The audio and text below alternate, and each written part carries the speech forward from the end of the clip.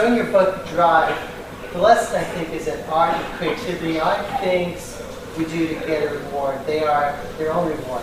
Did I pick on something that was true there? That is largely true. That is largely true. What the science shows is that there are different kinds of rewards that we use in organizations, in schools, in society, and so forth. There's a certain kind of reward that is the mainstay reward. I call it an if-then reward, controlling contingent reward.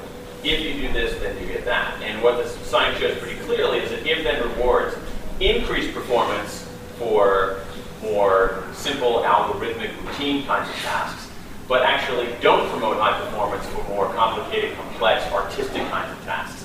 And so that's what the research shows. And there's some interesting evidence showing, going back to the arts, that really fascinating research showing that non-commissioned artwork is considered more creative than commissioned artwork. Is that right? So that goes to your point. So there is some truth to that. On the other side, if we're doing artistic kind of work or creative work inside of a company or as entrepreneurs, we want to get paid. It's not that we don't care about money. It's just that contingent rewards aren't the way to produce that kind of high performance. Now, what would most CEOs say about that? Because historically, it's been about carrot and stick, a pat on the back, a bonus. That's your reward. Yeah. Well, all those kinds of things are different. I mean, a pat on the back isn't the worst thing in the world. It isn't the worst thing in the world, and a bonus isn't necessarily the worst thing in the world. The key is to go back to this one particular category of rewards, the if-then reward. The problem with the if-then reward is the if-thenness of it. Not the reward so much, not the money or the bonus or anything like that. It's that if-then is a form of control.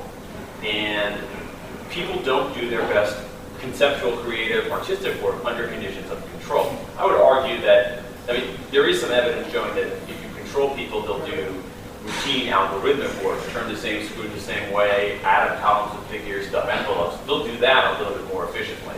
But for most of the things that people are doing on the job today, they don't want to be controlled. They don't do their best work under conditions of control. So that's the problem. And I think that goes to the question, which is like the broader problem in a lot of management practices, is that they're just looking for more enlightened forms of control rather than what the science shows us really works better, which is a sense of self-direction, a chance to get better at something that matters, and knowing why you're doing something in the first place. Sure.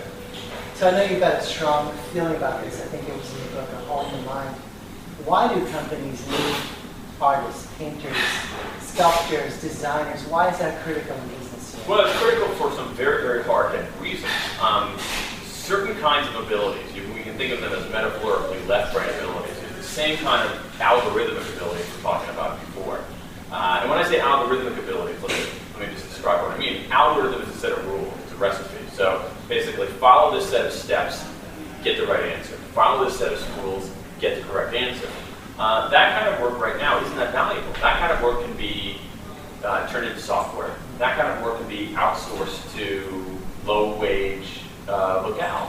And so if you think about accounting, right now you have tax accountants and chartered accountants, well-trained folks in Manila, Philippines, who are doing accounting work for $450 a month.